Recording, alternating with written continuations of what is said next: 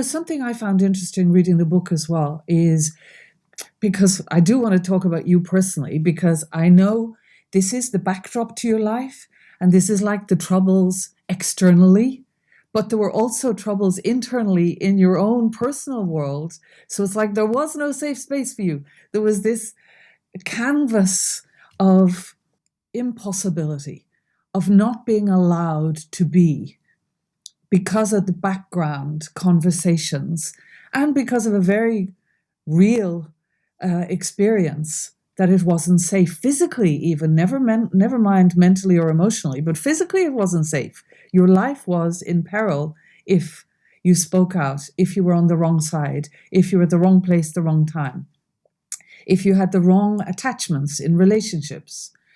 But in your own home life as well, you had many, many challenges. But one thing, before we go into your private life, your personal life, I found it very interesting that you couldn't speak.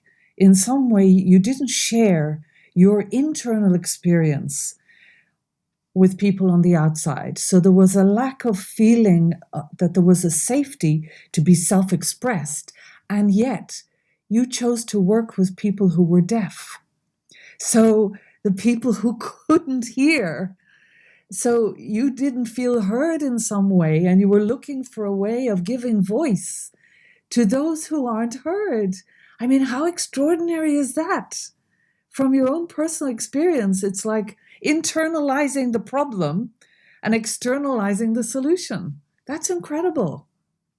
And isn't that what we're drawn to? Yeah. We're drawn to finding, and this is part of the biological workings of our body on all levels, physical, emotional, etc., that we want to find solutions to our challenges.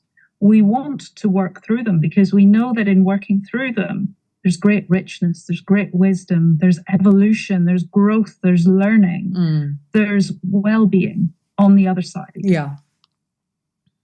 So that's why I love the concept of putting safety in place, because that allows us to do that, to take that journey. Creating a safe space, yeah. And to be able to be courageous and to take those steps. Putting safety in place doesn't necessarily mean that it feels easy and that it feels entirely safe. It still feels challenging. And it still feels like it's you certainly go through it. Yeah. But when we can put some of that safety in place and we can begin to listen to our intuition and we can begin to just get curious with compassion and to explore and to play with and to give ourselves permission to do that while taking care of ourselves, while knowing that there's no should, there's no have to, there's no ought. It's just the choices that you make, and it's doing that while being present for yourself and supporting yourself and doing what uplifts you, and knowing that we can just play with it. And if it feels like it's all getting a bit much, we can step back, and that's okay. It's no bad reflection on ourselves, which is where, just to go back to where we were talking about earlier, the different letters within Wild, it's where dance comes in. Yeah. Because so often I certainly saw my life, or saw life, as a test, a competition where I was never good enough. I never made the grade.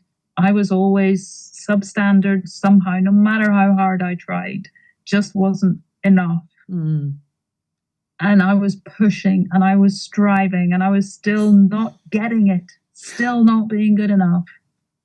Versus, it's just a dance.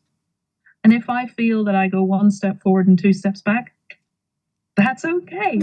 Or if I feel like I'm pushed backwards or sideways and I'm not able to move forward in a straight line, again, that's okay. If you look at a waltz, that's how it goes. You don't just move forward, you go around the floor, and sometimes you might go a little bit backwards, or you might go off to the side. Lose your balance. Yeah. All of it's okay. Yeah. Because it's a dance, and you can just go with that flow and see where it takes you.